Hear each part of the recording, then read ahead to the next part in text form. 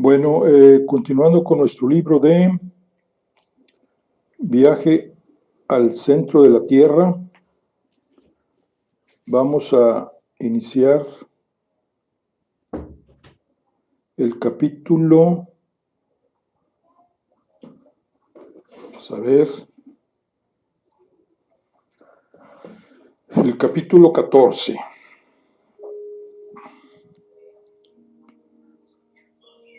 Stapi es un lugarejo compuesto de unas 30 chozas y edificado en plena lava bajo los rayos del sol, reflejados por el volcán.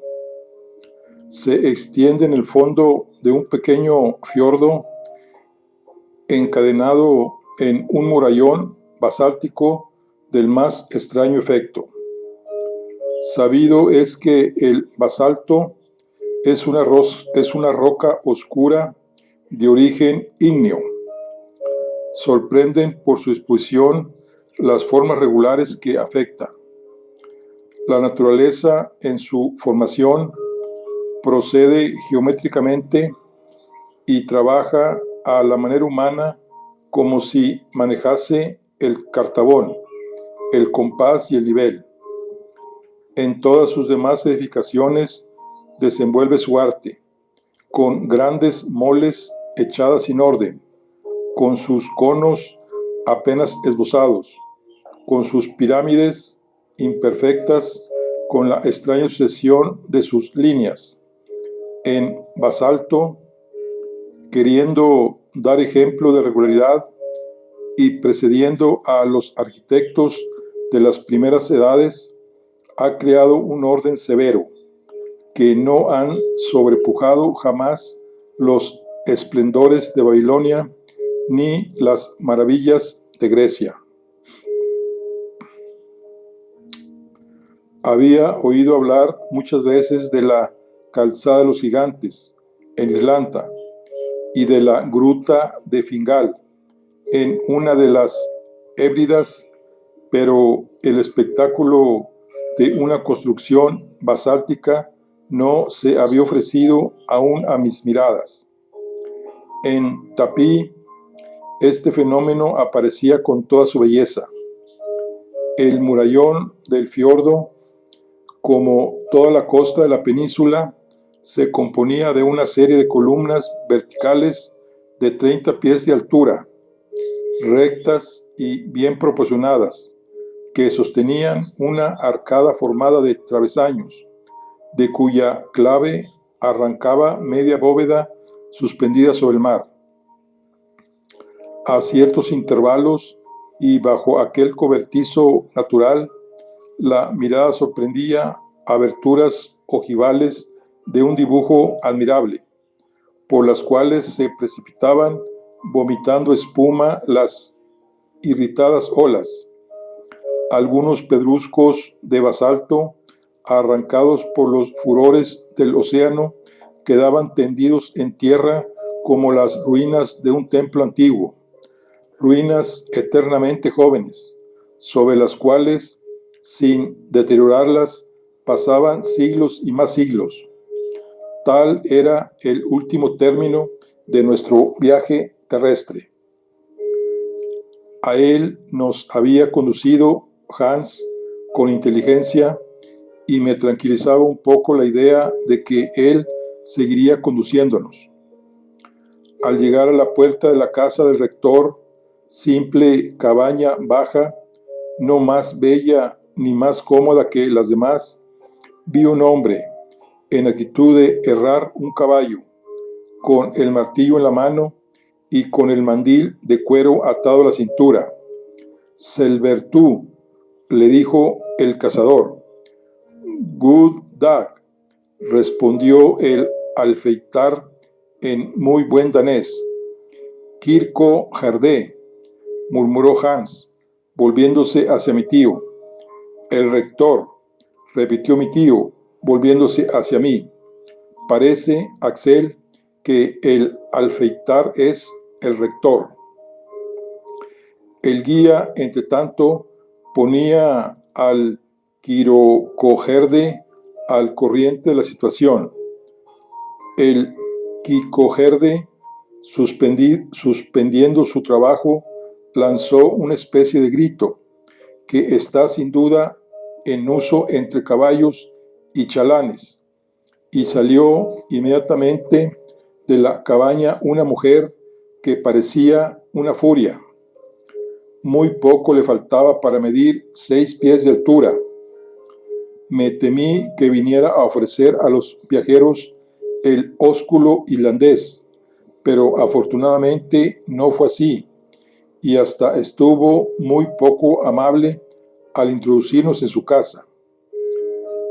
El cuarto de los viandantes, estrecho, sucio e infecto, me pareció el peor del presbiterio, pero no se nos ofrecía otro. No eché de ver que el rector practicase la hospitalidad antigua.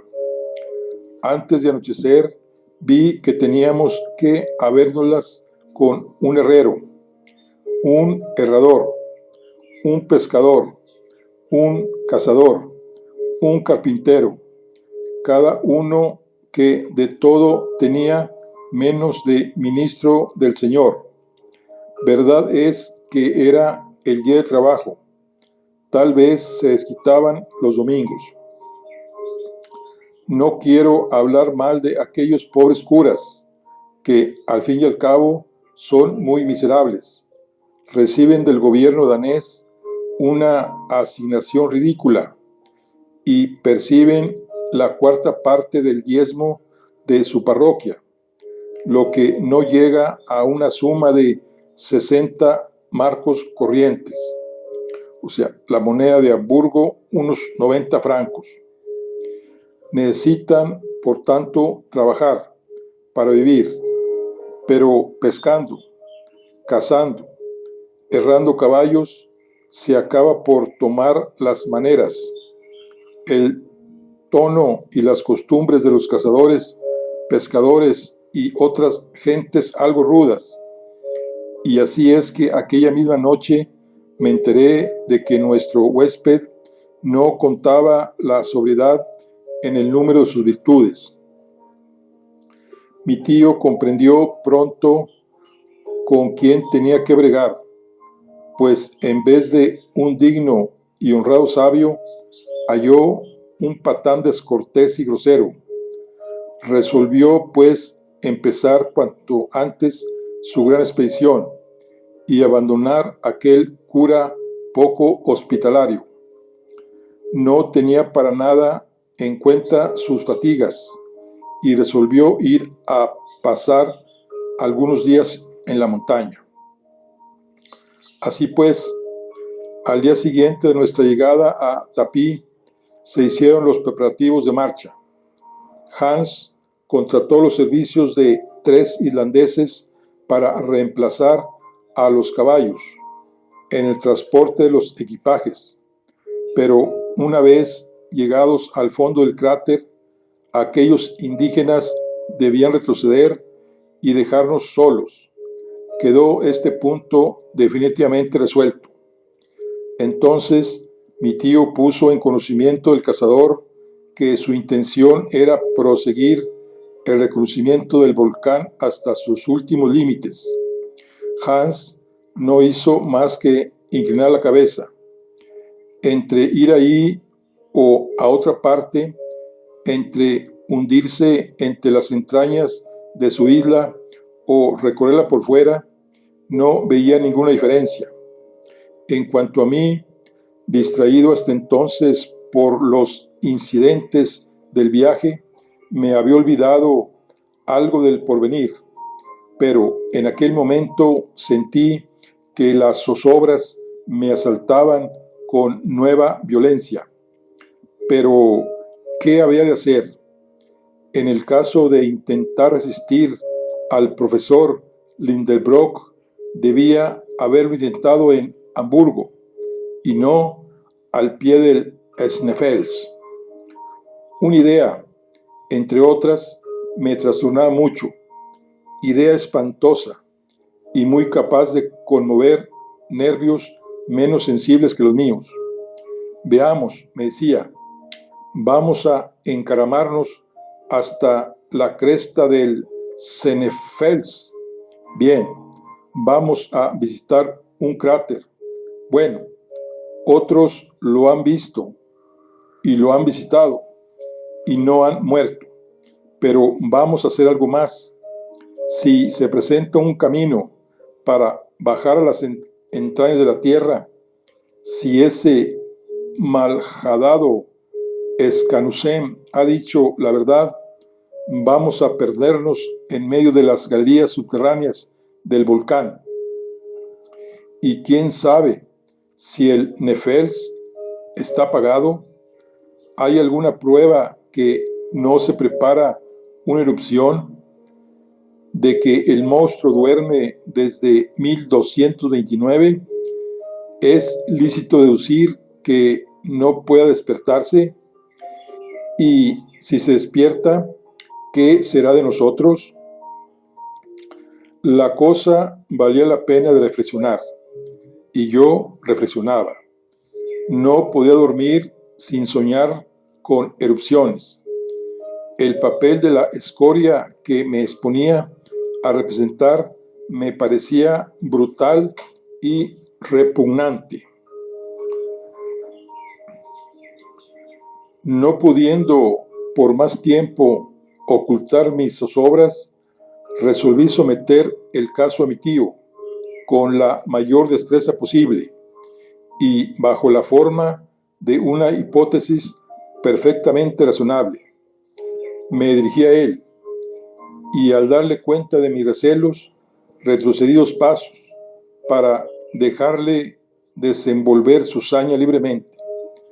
Pensaba en lo mismo, respondió sencillamente. ¿Qué significaban esas palabras? ¿Iba al fin a oír la voz de la razón? ¿Pensaba suspender sus proyectos? ¿Era posible tanta dicha? Después de algunos instantes de silencio, durante los cuales no me atrevía a interrogarle, añadió: pensaba en el caso por ti supuesto. Desde nuestra llegada a Tapí me he ocupado de la grave cuestión que acabas de someter a mi juicio, porque conviene obrar con prudencia. En efecto, repliqué yo vivamente, 600 años hace que el Nefels está mudo, pero puede hablar de un momento a otro. Mas las erupciones preceden siempre fenómenos perfectamente conocidos. He interrogado a la gente del país, he estudiado el terreno y puedo asegurarte, Axel, que no habrá erupción. Su afirmación me dejó atónito y no supe qué decir. ¿Dudas de mis palabras?, dijo mi tío. Pues bien, sígueme. Obedecí maquinalmente. Al salir del presbiterio, el profesor tomó un camino directo que, por una abertura del murallón basáltico, se alejaba del mar. Estuvimos luego en Campo Raso, si se puede dar ese nombre a un montón inmenso de depresiones volcánicas. El país estaba como abismado bajo una lluvia de piedras enormes, lava, basalto, granito y todas las rocas piroxénicas. Veía a trechos humaredas que empañaban el aire. Aquellos vapores termales llamados Reykir en lengua islandesa procedía de manantiales termales que con su violencia indicaban la actividad volcánica del suelo. En mi concepto justificaban mis recelos, y así es que me quedé como quien ve visiones cuando mi tío me dijo: ¿ves todas estas humaredas, Axel? Ellas prueban que no tenemos que temer ningún furor del volcán. ¿Cómo?, exclamé yo. No olvides lo que voy a decirte. repuso el profesor. Al acercarse una erupción, estas humaredas redoblan su actividad para desaparecer completamente durante la realización del fenómeno, porque los fluidos elásticos, no teniendo ya la tensión necesaria, toman el camino de los cráteres en lugar de escaparse por las hendiduras del globo. Si estos vapores se mantienen en su estado habitual, si no aumenta su energía,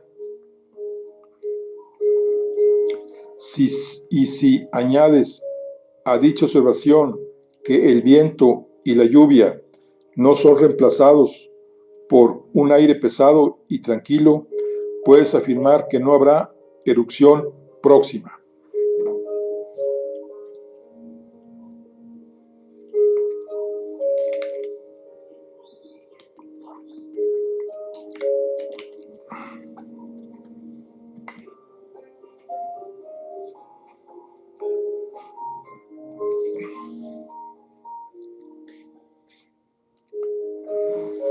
Pero basta.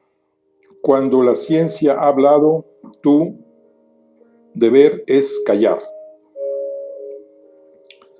Me volví a casa del cura con las orejas gachas. Mi tío me acababa de anonadar con sus argumentos científicos. Sin embargo, me quedaba aún la esperanza de que una vez llegados al fondo del cráter, fuera imposible, por falta de galería, bajar más profundamente. A pesar de todo, los Saknussemm del mundo. Pasé la noche siguiente cautivo de una pesadilla en medio de un volcán, y desde las profundidades de la Tierra me sentía arrojado a los espacios planetarios en forma de roca eruptiva. El día siguiente, 23 de junio, Hans nos aguardaba con sus compañeros, cargados de víveres, herramientas e instrumentos. 2 bastones con punta de hierro, 2 fusiles y 2 cartucheras estaban reservadas a mi tío y a mí. Hans, que era hombre precavido, hábil, había añadido un cántaro lleno que, junto con nuestras calabazas, nos aseguraba agua para 8 días. Eran las 9 de la mañana. El doctor y su gigantesca ama aguardaban delante de la puerta. Querían sin duda darnos el adiós supremo del huésped al viajero, pero su adiós tomó la forma inesperada de una nota formidable, en que se nos contaba hasta el aire, bien infecto, por cierto, de la casa pastoral. La digna pareja nos desoyó como un posadero suizo y daba mucho valor a su hospitalidad ponderada.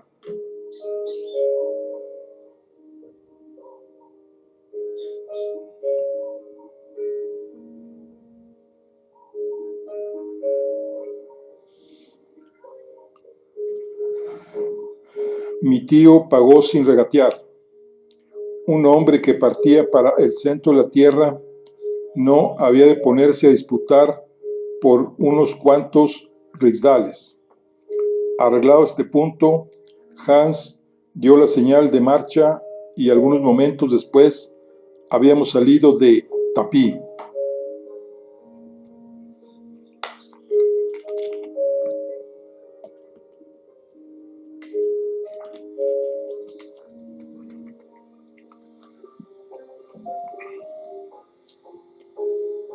Capítulo 15. El Nefels tiene 5.000 pies de altura. Es por su doble cono la conclusión de una faja traquítica que se destaca del sistema orográfico de la isla.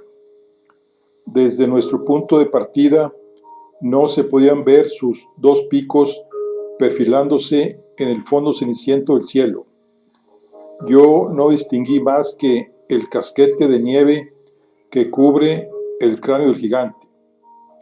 Marchábamos en fila, precedidos del cazador. Este se encaramaba por estrechos senderos que no hubieran permitido pasar de o frente a dos personas. Toda conversación era pues poco menos que imposible. Más allá del murallón basáltico del fiordo de Tapí se presentó un terreno de turba herbácea y fibrosa, residuo de la antigua vegetación de los pantanos de la península. La masa de aquel combustible, aún no explotado, hubiera bastado para calentar por espacio de un siglo a toda la población de Islandia. El inmenso hornaguero, medido desde el fondo de algunos barrancos, tenía con frecuencia 70 pies de altura y presentaba capas sucesivas de detritos carbonizados, separados por hojas de tobas y piedra pómez. Como buen sobrino del profesor Lindebrook, yo observaba con interés, no obstante mis preocupaciones, las curiosidades mineralógicas expuestas en aquel inmenso gabinete de historia natural, y al mismo tiempo rehacía en mi mente toda la historia geológica de Islandia. Islandia es una isla curiosa, salida evidentemente del fondo de las aguas en una época relativamente moderna. Tal vez siga aún elevándose por un movimiento insensible. Siendo así, no se puede atribuir su origen más que a la acción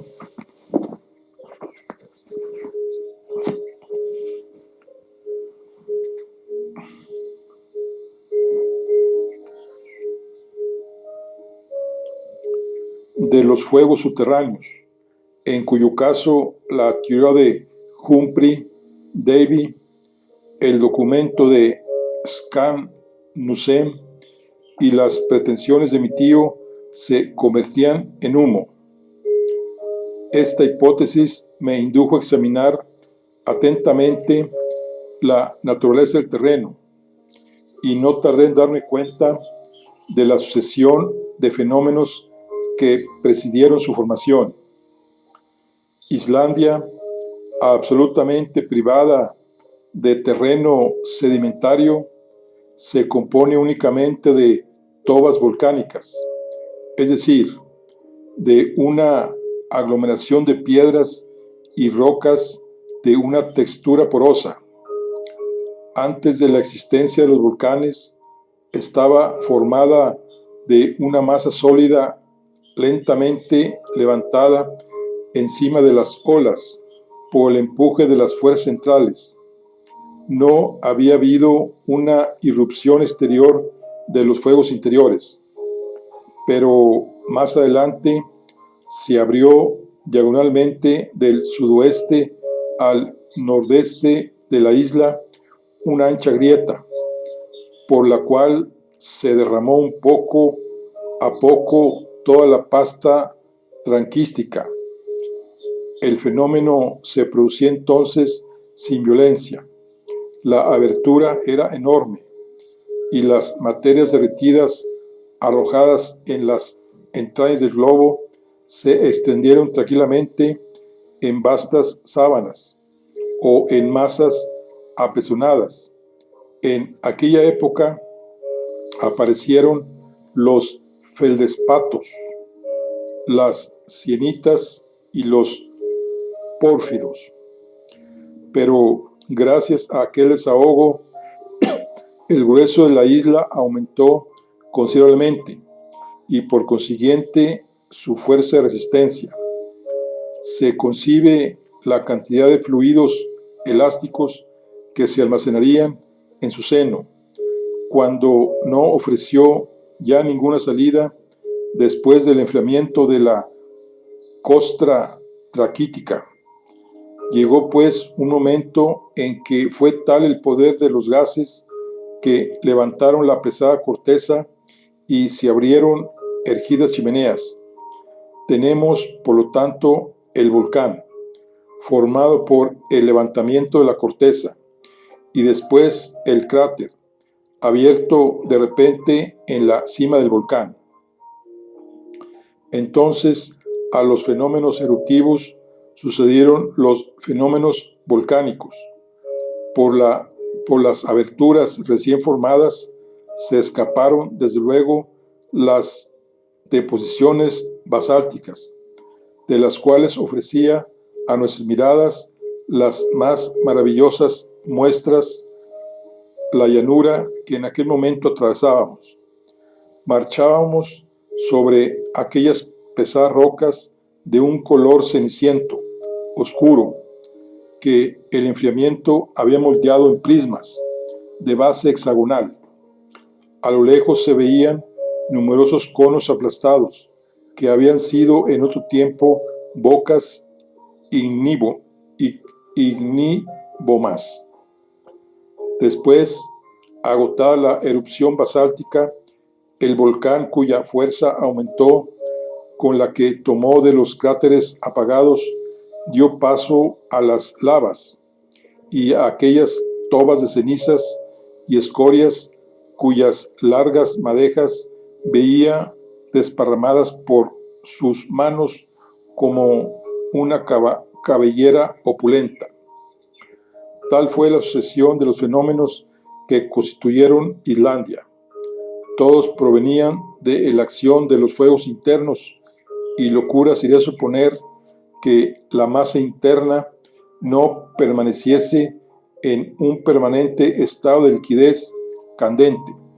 Locura sería pretender llegar al centro del globo. Así pues, mientras íbamos al asalto del Nefels, estaba tranquilo acerca del resultado de nuestra empresa. El camino se hacía cada vez más difícil. El terreno subía, las rocas oscilaban y se necesitaba la más escrupulosa atención para evitar caídas peligrosas. Hans avanzaba tranquilamente como en un terreno llano. Desaparecía algunas veces detrás de los grandes peñascos y le perdíamos momentáneamente de vista. Entonces salía de sus labios un silbido agudo que indicaba la dirección que debíamos seguir. Con frecuencia también se detenía, cogía alguna piedra, las disponía de modo que fuese fácil reconocerlas, y así dejaba trazada la senda que debíamos seguir a nuestro regreso. La precaución era buena, pero futuros acontecimientos la volvieron inútil.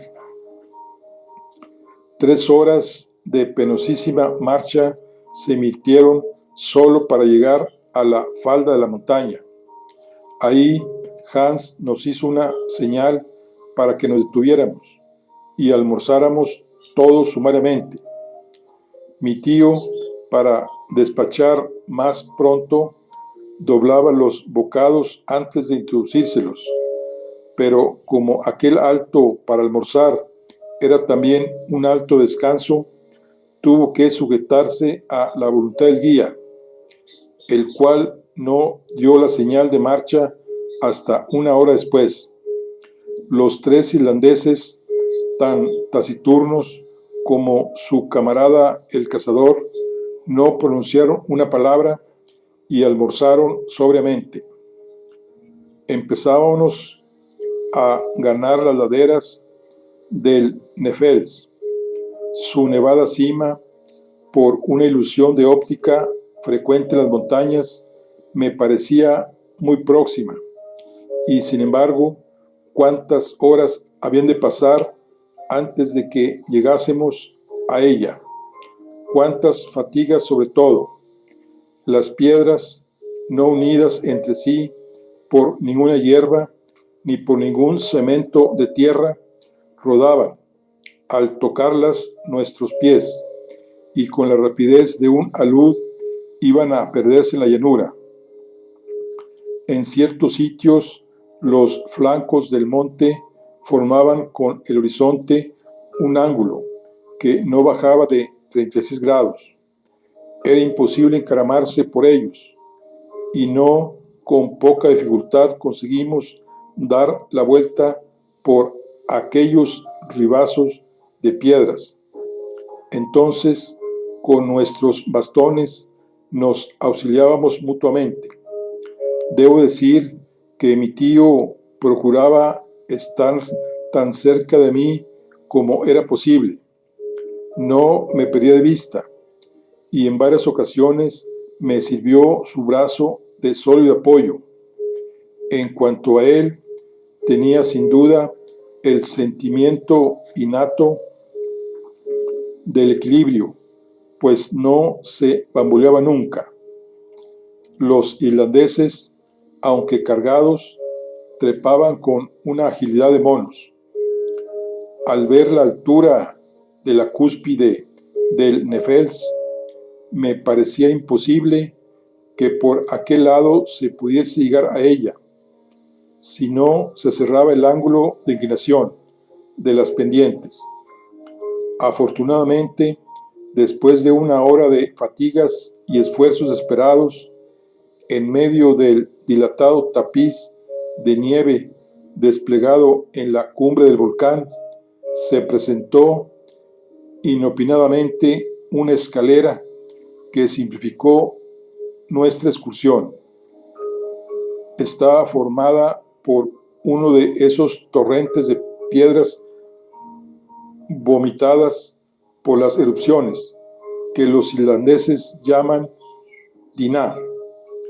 Si aquel torrente no se hubiera detenido en su caída por la disposición de los flancos de la montaña, habría ido a precipitarse en el mar y a formar nuevas islas.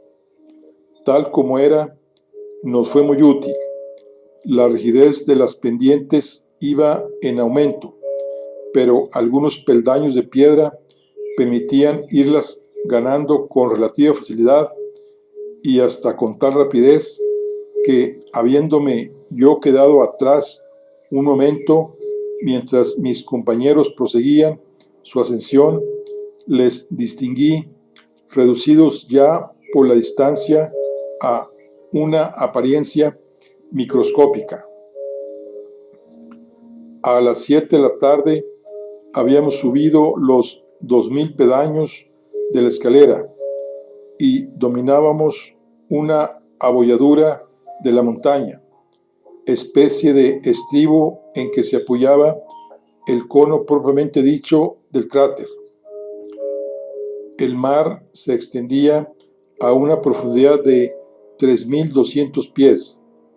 Habíamos traspasado el límite de las nieves perpetuas, bastante poco elevado en Islandia, a consecuencia de la constante humedad del clima.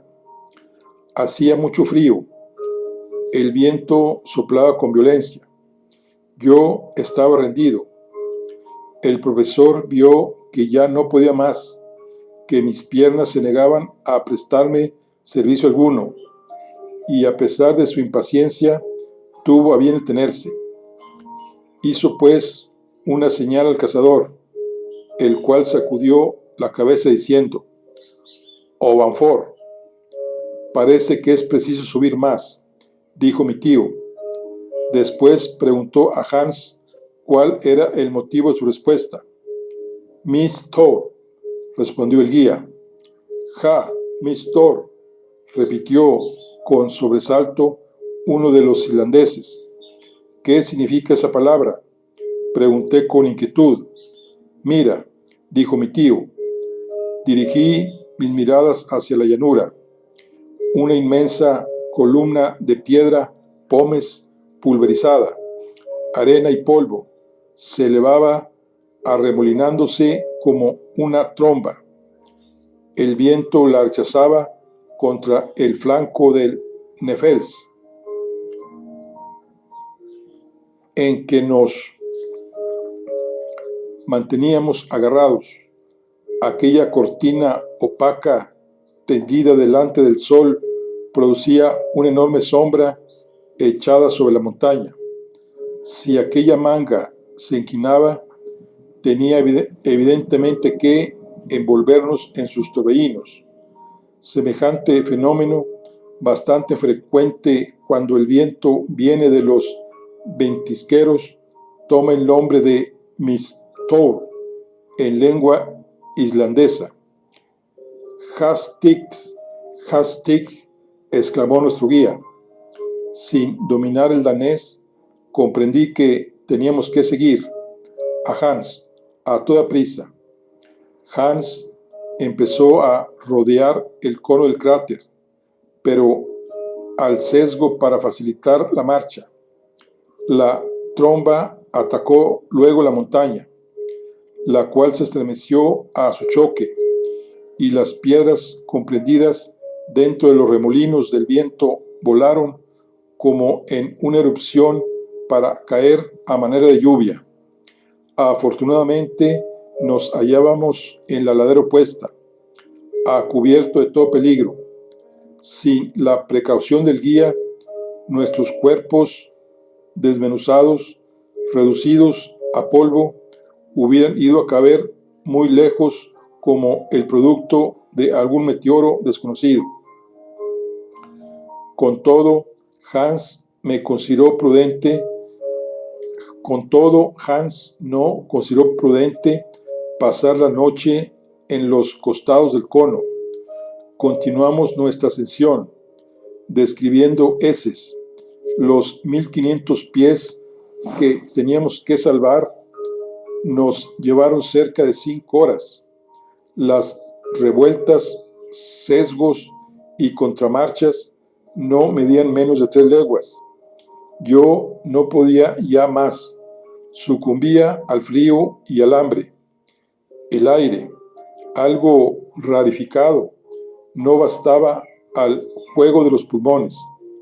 En fin, a las 11 de la noche, siendo la oscuridad completa, alcanzamos la cima del Nefels, y yo, antes de ir a abrigarme dentro del cráter, tuve tiempo de contemplar el sol de medianoche en lo más bajo de su carrera, proyectando sus pálidos rayos sobre la isla dormida a mis pies.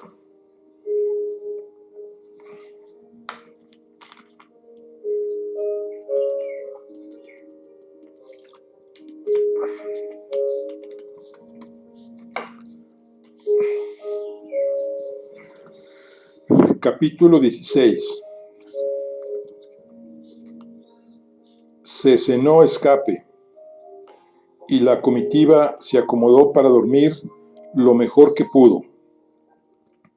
La cama era dura, el abrigo poco sólido, y la situación muy penosa, a 5000 pies sobre el nivel del mar.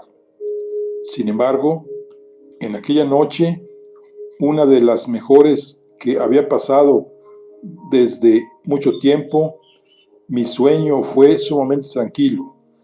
No soñé siquiera. Al día siguiente, a los rayos de un hermoso sol, me despertó un aire muy vivo que me dejó medio helado. Salí de mi dormitorio de granito y fui a gozar del magnífico espectáculo que se desenvolvía ante mis ojos. Ocupé la cima de uno de los 2 picos del Nefels, el pico del sur, desde el cual mi vista dominaba la mayor parte de la isla. La óptica común a todas las grandes alturas abultaba la circunferencia del cuadro, al paso que las partes centrales se hundían aparentemente. Hubiérase dicho que se desarrollaba bajo mis pies uno de los mapas en relieve de Helvesmer. Veía los valles profundos cruzándose en todas direcciones, los precipicios ahondarse como pozos, los lagos convertirse en estanques y los ríos degenerar en arroyos. A mi derecha se sucedían los innumerables ventisqueros y multiplicados picos, entre los cuales había algunos que ostentaban un penacho de humo muy liviano. La ondulación de aquellas montañas infinitas que con sus capas de nieve parecían que echaban espuma, me recordaban la superficie de un mar tempestuoso. Si me volvía hacia el oeste, veía ahí desenvolver el océano en su majestuosa extensión, como un continente de aquellos cerros belicosos. Mi vista apenas distinguía dónde concluía la tierra y dónde empezaban las olas. Me abismé en el éxtasis prodigioso que producen las elevadas cimas y no sentí ningún vértigo porque me iba acostumbrando, en fin, a las sublimes contemplaciones. Mis miradas deslumbradas se bañaban en la transparente irradiación de los rayos solares. Olvidaba quién era y dónde estaba para vivir con la vida de los elfos o de los silfos, imaginarios habitantes de la mitología escandinava. Me embriagaba con la voluptuosidad de las alturas, sin pensar en los abismos en que dentro de poco me sumergían mi destino. Pero me volvía al sentimiento de la realidad, la llegada del profesor y de nuestro guía Hans, que se unieron con la punta del pico. Mi tío, volviéndose hacia el oeste, me indicó con la mano un ligero vapor, una bruma, una apariencia de tierra que dominaba la línea de las olas. Creolandia, dijo. ¿Creolandia?, exclamé yo. Sí, no distamos más de 35 leguas de ahí, y durante los deshielos los osos blancos llegan a Islandia embarcados en los témpanos del norte. Pero eso importa poco. Nos hallamos en la cima del Nefels y ahí tienes dos picos, uno al sur y otro al norte. Hans va a decirnos qué nombre dan los irlandeses al que nos sostiene en este momento. Formulada la pregunta, el cazador respondió: Escartaris. Mi tío me dirigió una mirada de triunfo. Al cráter, dijo. El cráter del Nefels representaba un cono tumbado. Su abertura tenía media legua de diámetro aproximadamente y su profundidad sería de unos 2000 pies. Si estaría imponente un recipiente semejante cuando se llenase de truenos y llamas. El fondo del embudo no mediría más allá de 500 pies de circunferencia, de suerte que sus pendientes, bastante suaves, permitían llegar fácilmente a su parte inferior. Involuntariamente comparaba este cráter a un trabuco de ancha boca, y la comparación me espantaba. El que se mete en un trabuco, decía yo para mis adentros, cuando puede estar cargado y dispararse al menor choque, es un loco. Pero no podía retroceder. Hans, con la mayor indiferencia, se colocó de nuevo al frente de la comitiva. Le seguí sin decir palabra. Para facilitar el descenso, Hans describía dentro del cono elipses muy prolongadas. Teníamos que andar en medio de rocas eruptivas, de las cuales Algunas, desprendidas de sus alvéolos, se precipitaban botando hasta el fondo del abismo. Su caída determinaba repercusiones de eco de un sonido extraño. Algunas partes del cono formaban ventisqueros interiores. Hans entonces no avanzaba sino con la mayor precaución, sondeando el terreno con su bastón de punta de hierro para descubrir las quebrajas.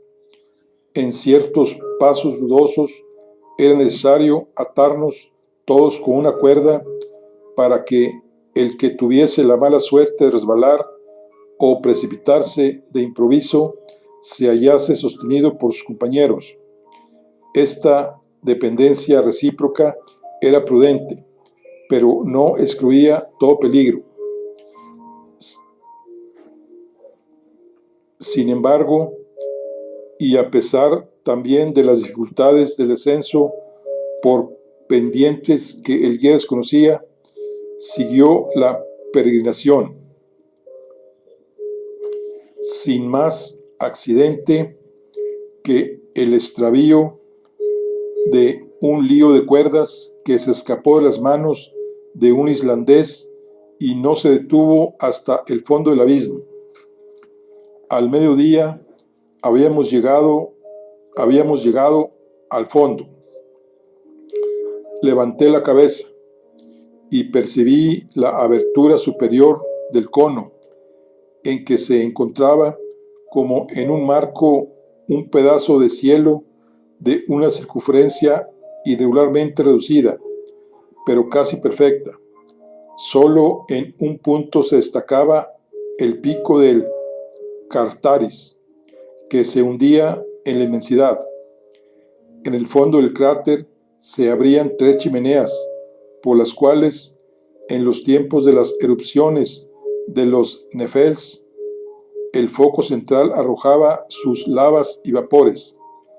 Cada chimenea tenía unos 100 pies de diámetro y estaban abiertas debajo de nosotros. No tuve valor para hundir en ellas mis miradas.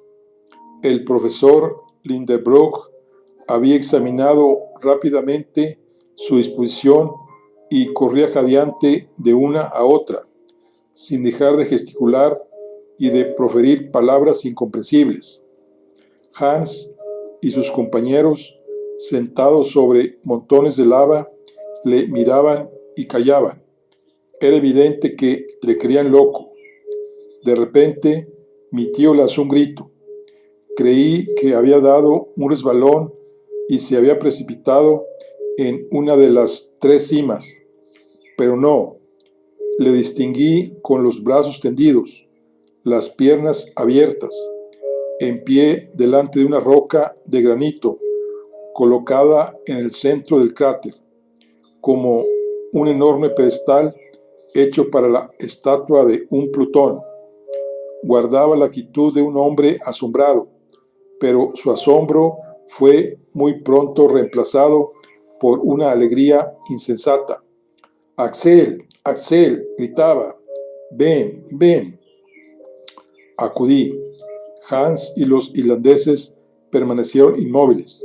«Mira», me dijo el profesor, y yo, participando de su asombro, ya que no de su alegría, leí en la superficie occidental de la roca, grabado en caracteres rúnicos medio roídos por el tiempo, este nombre 1000 veces maldito.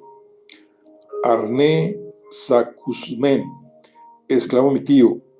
«¿Dudarás todavía?» «No», respondí, y me volví consternado a mi banco de lava. Me abandonaba a la evidencia.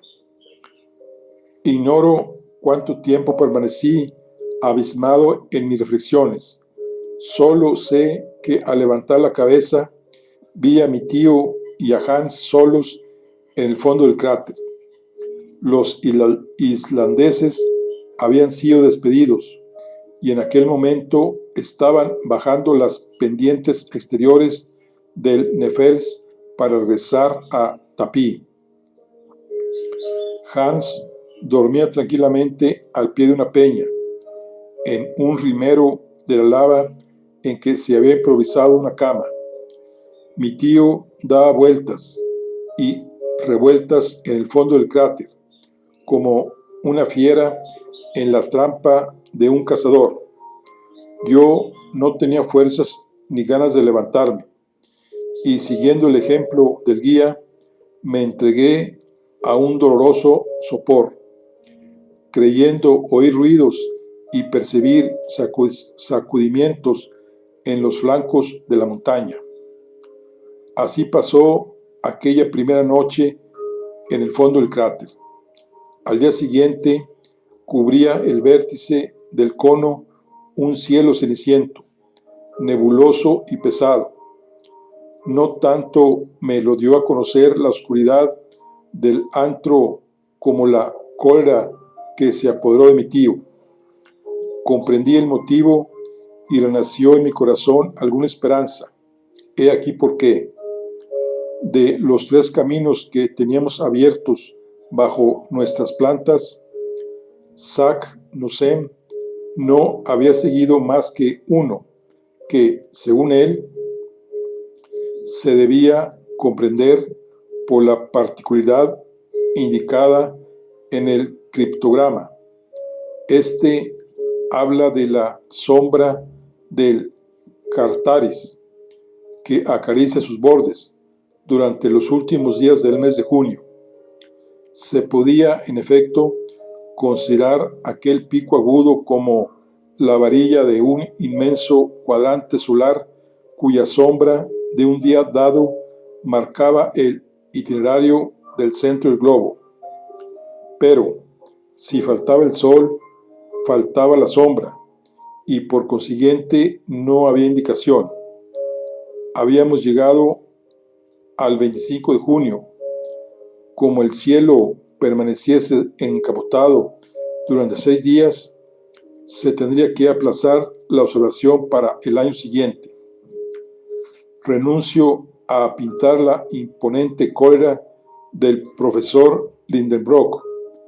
Transcurrió aquel día y no se alojó ninguna sombra en el fondo del cráter. Hans no se movió de su sitio, y como no estaba en antecedentes, se preguntaría sin duda, en el caso de preguntarse algo, qué era lo que allí hacíamos. Mi tío no me dirigió ni una sola vez la palabra.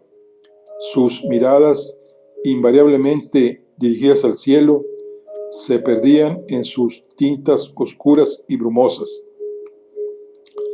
El 26, lo mismo. Estuvo todo el día lloviznando y nevando. Hans construyó una choza con fragmentos de lava. Yo experimentaba cierto placer en seguir con la vista los millares de cascadas improvisadas en el flanco del cono, las cuales aumentaba el atronador murmullo de las piedras que caían. Mi tío no podía ya contenerse. Motivos hubiera tenido para ponerse frenético, aunque hubiera sido más paciente, porque verdaderamente lo que le pasaba era un naufragio dentro del puerto. Pero con los grandes dolores, el cielo mezcla instantáneamente las grandes alegrías y reservas al profesor Lindenbrock una satisfacción igual a sus desesperados afanes. El cielo se presentó también nuboso al día siguiente, pero el domingo, 28 de junio, antepenúltimo día del mes, con el cambio de luna, vino la variación del tiempo. El sol vertió a torrentes sus rayos dentro del cráter, participando de su luminoso efluvio todas las prominencias, todas las rocas, todas las piedras, todas las asperezas que proyectaron inmediatamente en el suelo su respectiva sombra.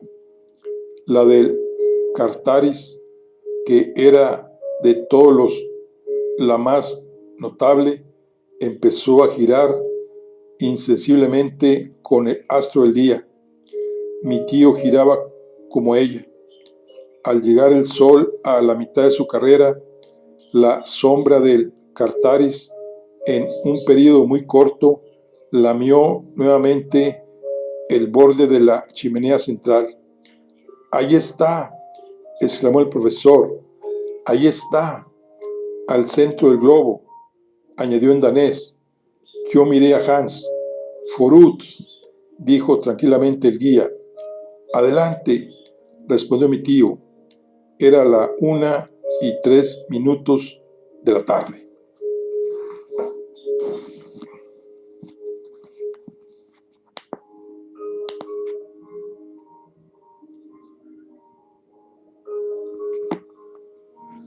Bueno, aquí concluimos la charla del día de hoy. Nos vemos en la siguiente. Hasta luego.